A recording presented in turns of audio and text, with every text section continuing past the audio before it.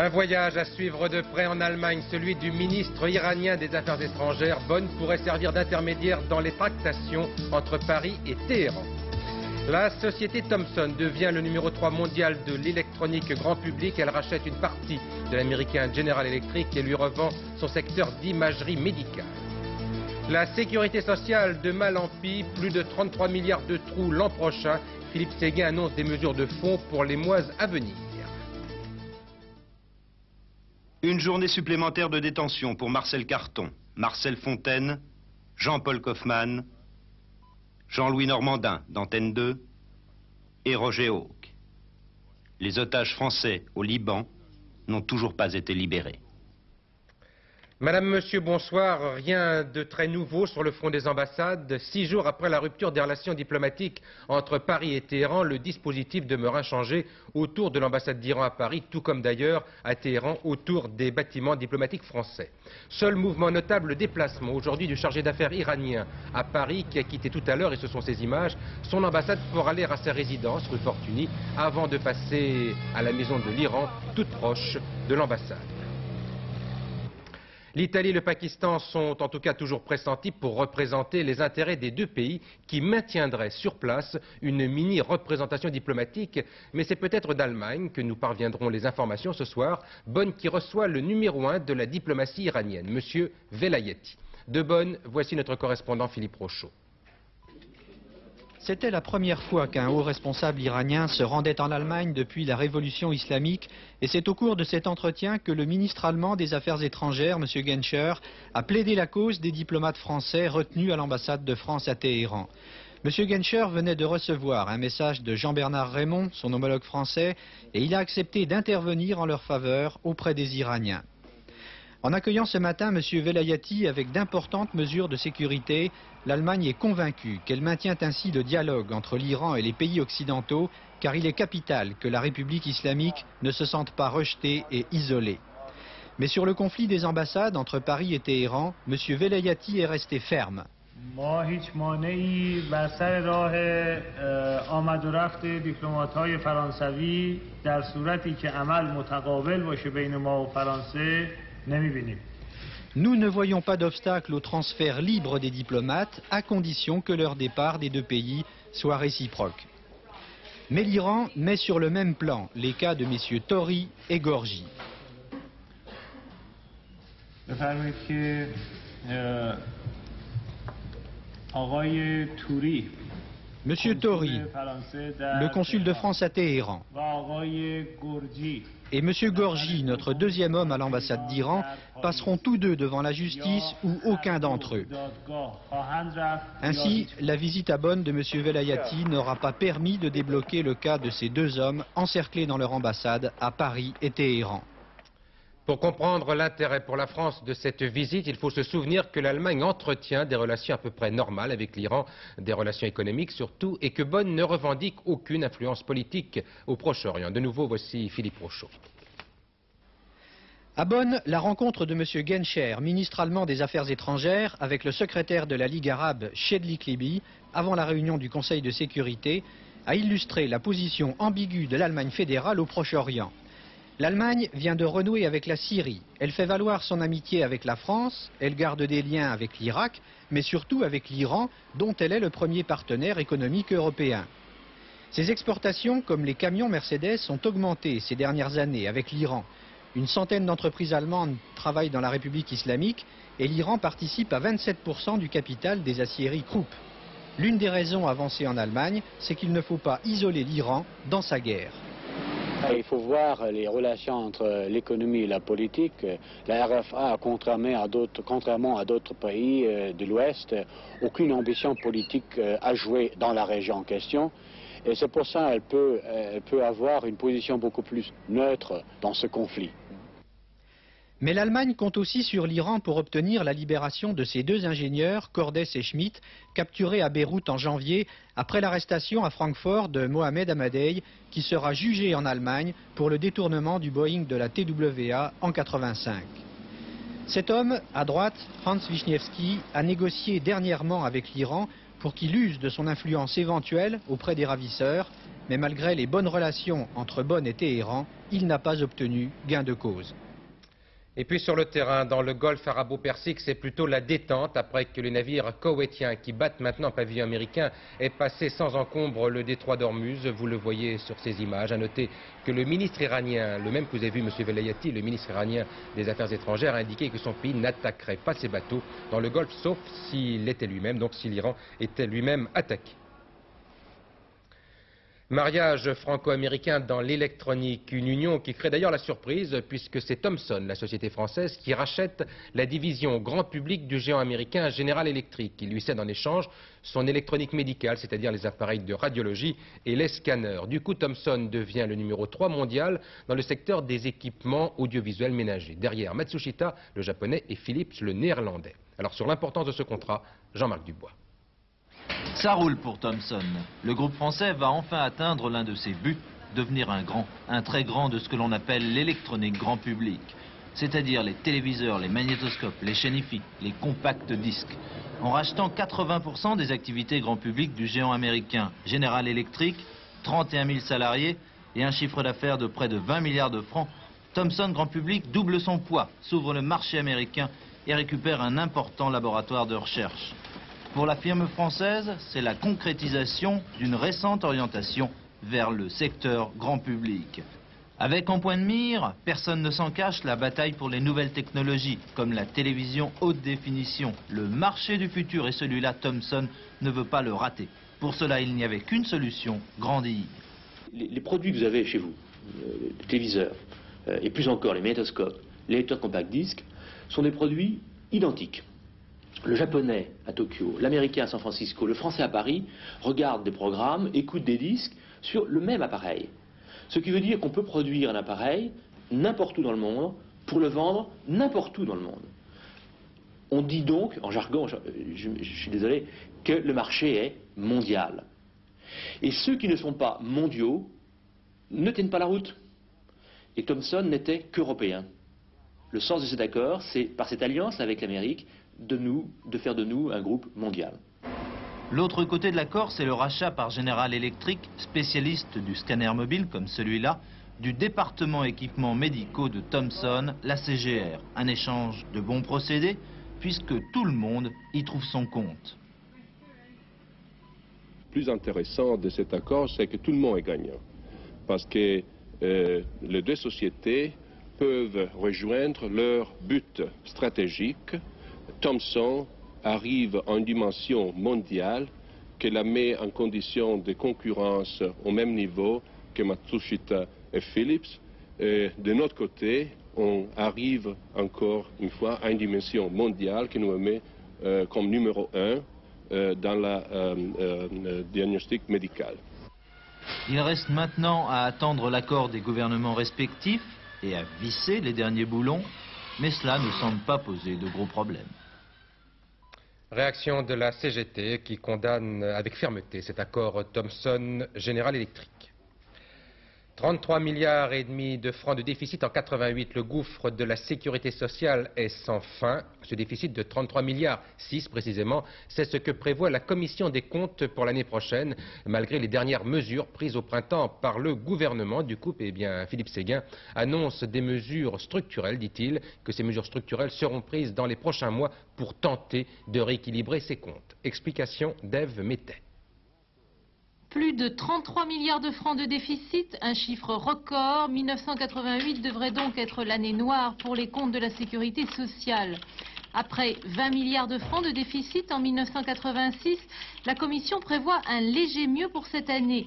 Ce léger mieux est attribué aux mesures d'urgence décidées par le gouvernement le 29 mai dernier, hausse notamment des cotisations maladie et vieillesse. Mais dès 1988, et bien que la Commission continue d'intégrer le rendement escompté de ces mesures, le trou se creuse tout de même et fait plus que doubler. Les conclusions du rapport sont donc claires. Il existe une aggravation structurelle des comptes de la sécurité sociale d'environ 20 milliards de francs chaque année. Principale cause, côté recettes, la baisse du montant global des cotisations due au chômage et côté dépenses, à côté d'une branche famille stable, le dérapage de la branche vieillesse et de la branche d'assurance maladie. Ce rapport est donc un document de travail de plus pour les 7 sages chargés de mener à bien les états généraux de la sécurité sociale. Eux-mêmes doivent remettre à la mi-octobre au gouvernement un rapport proposant des solutions. Philippe Séguin annonçait aujourd'hui que l'État devra prendre des mesures structurelles début 1988 pour que la sécurité sociale revienne à l'équilibre.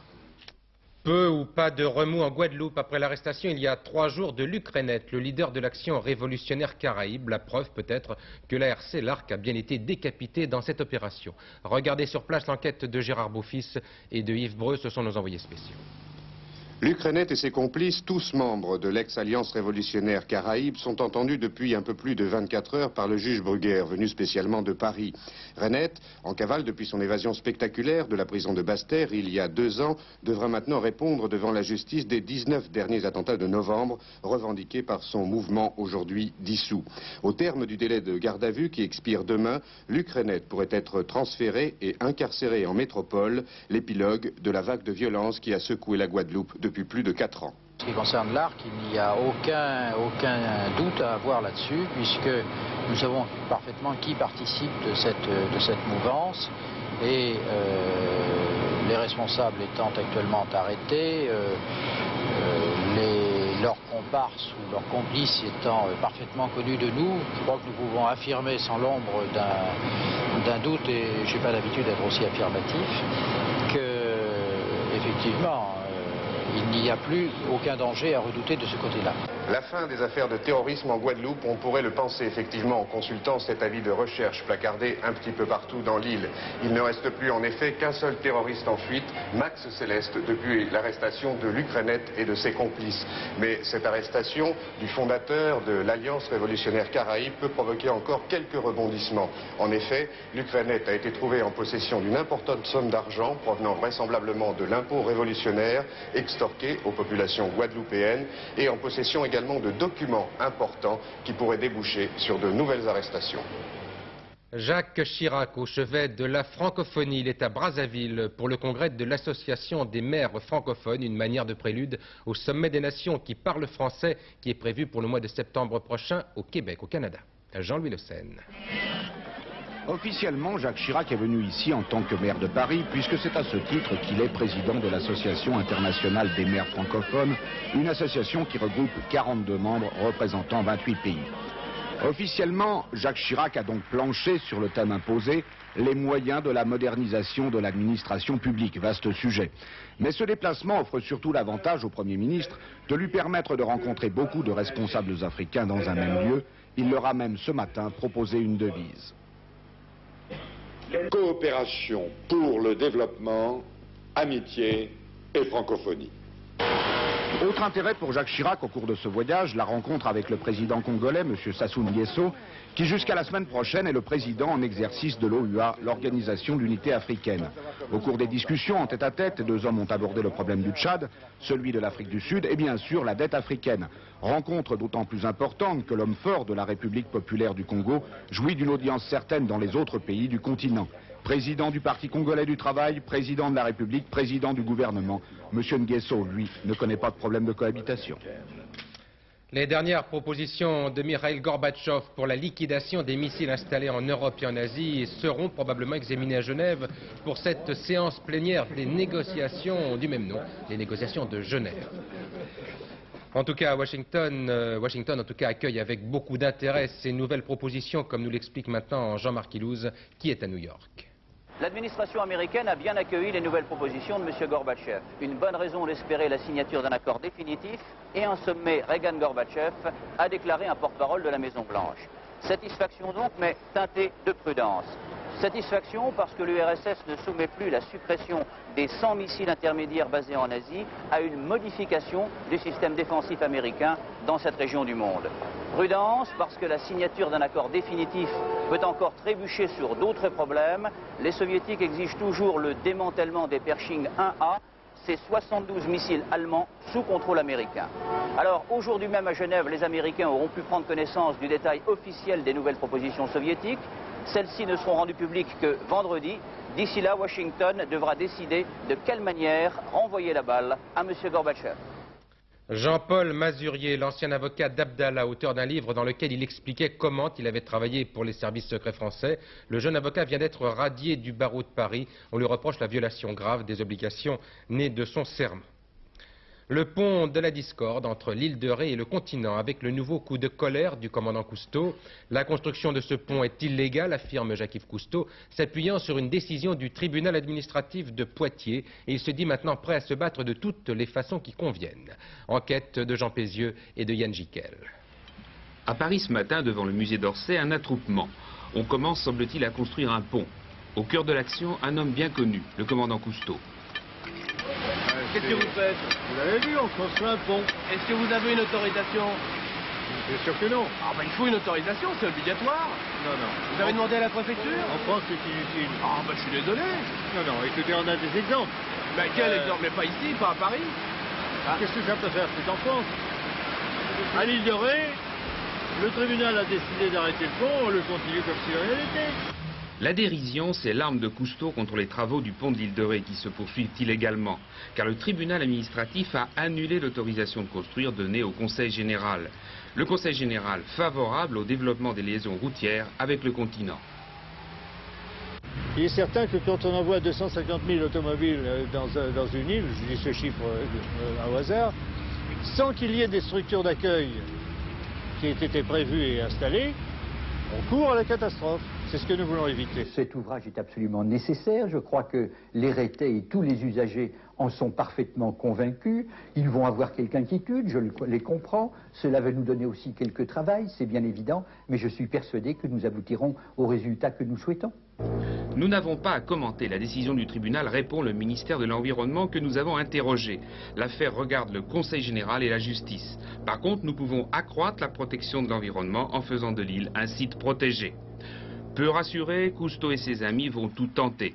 Tenter important leur handicap juridique. Recours gracieux auprès du préfet pour qu'il fasse cesser les travaux, saisie du Conseil d'État, action en référé, etc. Dans le droit public français à l'heure actuelle, et c'est peut-être un des problèmes, il n'existe pas de possibilité donnée au juge administratif d'enjoindre quoi que ce soit à l'administration. Le juge administratif peut simplement dire une décision illégale ou elle ne l'est pas, et c'est à l'administration d'en tirer les conséquences. Ce n'est pas au juge de se substituer à l'administration. Des bateaux modernes pour les Rétais et leurs voitures, mais pour eux seulement, et pour les étrangers à l'île, un autorail utilisant le pont une fois construit, c'est un compromis possible proposé par le ministère de l'Équipement au commandant Cousteau. Mais le pont risque d'être terminé avant qu'on trouve un rapprochement. 3,39%, c'est la hausse des loyers indexés. C'est en tout cas l'indice du coût de la construction qui sert de référence à la hausse annuelle des loyers. Une augmentation, d'après les spécialistes, somme toute modérée. La victoire de l'Espagnol Eduardo Chozas dans la 22e étape du Tour de France. Une étape qui fait remonter la cote de Stephen Roche, qui a repris 18 secondes au maillot jaune Delgado, au prix, il faut le dire, d'une descente à très haut risque. Francis Maroto. Les Alpes et le Tour, ultime volet, ultimes envolées. Entre la Plagne et Morzine, le dernier col, Jouplane, classé hors catégorie pour cyclistes, toutes catégories. Notamment le maillot jaune Delgado et son dauphin, Stephen Roche, unis jusqu'au sommet, accrochés à la route, roue dans roue, en compagnie de Jean-François Bernard et de l'étonnant Skeppers. Passé Jouplane, il bascule dans la descente vers Morzine, 1 minute 36 secondes, derrière l'Espagnol Chozas. Et puis, le coup de folie de Roche, à 90 km/h vers l'arrivée. Roche est-il inconscient? C'est pas une chose qu'il faut penser. Moi, je regarde ça comme ça, j'ai là-haut, lui là-haut, là, il a un livre, et tout c'est marqué dedans. Comme nous, quand on descend l'école comme ça, si je sais le boyau avant, il éclate, on peut tomber dans le ravin. Alors, je pense qu'il faut dire que là-haut, c'est tout marqué, et puis quand un jour il vient, il vient. Et ce qui arrive aujourd'hui, ce sont 18 secondes dans l'escarcelle de l'Irlandais, deuxième, derrière l'Espagnol du jour, Eduardo Chozas, vainqueur de l'étape. Roche réussit donc l'exploit de distancer Delgado dans la descente au classement général. Il ne compte plus que 21 secondes de retard sur Delgado, troisième. Jean-François Bernard à 4 minutes 18 et Charlie Mottet, cinquième, à 5 minutes 54 secondes. Saïd Aouita est décidément le plus fort. L'athlète marocain, le coureur marocain vient d'améliorer son record du monde du 5000 mètres en franchissant la barre symbolique des 13 minutes, 12 minutes 58 secondes 39 centièmes exactement. C'est un vrai très beau record. Aouita qui détient déjà 3 records du monde, celui du 2000 mètres et celui du 1500 mètres. Pierre Fredenreich. Rome, la Mecque de l'athlétisme. Aouita au départ, un nouvel épisode de Saïd et la chasse aux records mondiaux. Titre des précédents, 1500, 2000, miles et 5000. Gamme étendue, difficile à renouveler. Mais Allah est grand, le Coran l'affirme, Aouita est né vedette. Scène 1, Boutaïeb largué, le premier lièvre rentre au vestiaire. Scène 2, Bakouf retourné, le second encourage le champion. Allez Saïd, il reste 2000 mètres. Finale grandiose, le chrono tourne, Aouita est sur un tapis volant. 150 mètres, un dernier effort, quelques traînards, le record du monde tombe. 12,58,35, la barre des 13 minutes est définitivement cassée.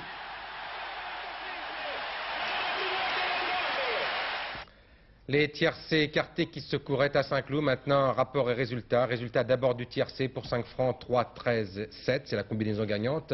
Rapport dans l'ordre 1511 francs pour 5 francs et rapport dans un ordre différent, toujours pour 5 francs, 196 francs 50. Et puis le quarté, attention, ce n'est pas un tiercé quarté plus, donc c'est aussi pour 5 francs pour le quarté. 3, 13, 7 et 12, rapport dans l'ordre donc pour 5 francs, 13 353 francs. Et pour 5 francs placés dans un ordre différent, il n'y a plus que 872 francs 50 centimes. Il y a 1000 ans, à quelques jours près, Hugues Capet, le père des Capétiens, était sacré roi de France dans la bonne ville de Noyon. C'était par un bon jour de juillet 987. L'histoire ne se souvient ni du jour précis ni de l'heure, mais c'était bien il y a tout juste 10 siècles. Les Capétiens, qui conservent toujours 2 monarques sur le trône, en Espagne et au Luxembourg, ces Capétiens ont essaimé à travers le monde où l'on recense aujourd'hui 116 héritiers mâles et 130 dames, sans compter les innombrables bâtards reconnus au Portugal. Voilà. Alors tout cela pour vous dire que le magazine d'Antenne 2 vous propose ce soir une grande fresque sur les œuvres capétiennes à travers l'histoire. Olivier Varin et Dominique Merlin, dit l'Enchanteur, se sont lancés sur les traces des derniers Capétiens français. Ici, en Pays de l'Est, s'achève l'exil posthume du dernier roi de France. Ce monastère de la Castagnevica, en Yougoslavie, abrite en effet les restes de Charles X. En 1836, lorsqu'il mourut, c'était alors terre autrichienne. Et puis en 1916, l'endroit fut conquis par les Italiens, puis repris par l'Autriche. L'impératrice Zita, arrière-petite-fille de Charles X, transfère les cercueils à Vienne, puis la paix revenue les ramène. Deuxième guerre mondiale, l'Empire s'écroule et la nécropole royale passe sous contrôle yougoslave. La frontière bouge, mais les moines franciscains demeurent. Ici, il y a le tombeau de la dernière famille Bourbon qui sont à Castagnevica. Ici est Charles X. Sous les sarcophages, il y a dedans un peu de la terre française. Il repose sur la terre française. Ici, Henri V, comte de Chambord, est petit-fils de Charles X. Oui, sa femme, Marie-Thérèse Béatrice, est la sœur d'Henri V, la duchesse de Parma, la grand-mère de l'impératrice Zita. L'arrière-grand-mère de Otto de Habsbourg. Oui. Il y a beaucoup de monarchies en Europe. Est-ce que vous pensez qu'un jour on pourrait la rétablir en France? Je vais vous dire, si l'histoire nous enseigne quelque chose, c'est tout de même qu'il y a eu de tout temps des monarchies et des républiques.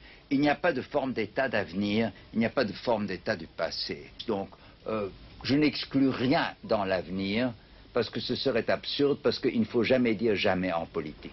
Ce mot « jamais » reflète les querelles dynastiques du millénaire capétien. Un siècle et demi après la mort de Charles X, les monarchistes n'ont toujours pas désarmé. Voici la plaque déposée en 1983 par le comte de Paris. Voici celle apportée en 1986 par le duc d'Anjou et de Cadix, 2 des prétendants au trône de France.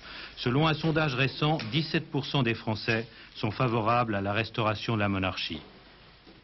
Alors 100 moins 17, ça doit faire quelque chose comme 83. 83% des Français sont donc apparemment pour la République, qui a donc de beaux jours devant elle. Quel temps demain sur la République, mon cher Alain? Eh bien, j'ai intitulé ma météo ce soir, tiens, voilà du soleil, revoilà le soleil, puisque depuis maintenant une bonne dizaine de jours, il nous faisait défaut sur la France. Eh bien, demain, grâce à l'éloignement de la dépression, eh bien, l'anticyclone gonfle enfin et va permettre à une bonne partie d'entre vous de voir enfin ce fameux soleil dont on parlait depuis 10 jours. Alors, regardez l'image satellite prise à 14h30 aujourd'hui par Météosat. On voit déjà que quelques belles zones d'éclaircie étaient rayonnées sur le pays, comme par exemple sur la vallée de la Loire, sur le centre et puis sur l'est du pays. Et puis demain, eh bien, une remontée d'air chaud va arriver de l'Espagne et va couvrir une bonne partie du sud-ouest et sud-est du pays. Regardez la carte du temps prévue pour demain.